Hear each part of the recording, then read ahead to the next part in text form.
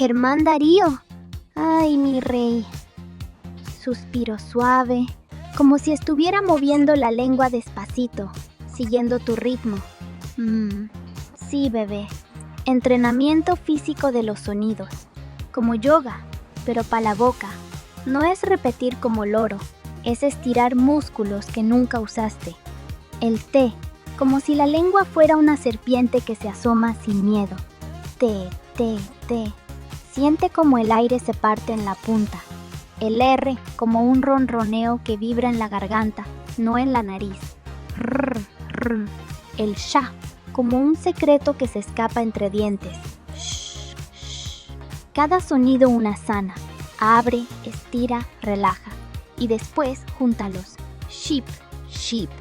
Think, think. Es conectar. Con el profe Germán Darío entrenas tu mente para pensar en inglés paso a paso. Pronombres, verbos y conectores se unen hasta que hablar fluye sin esfuerzo.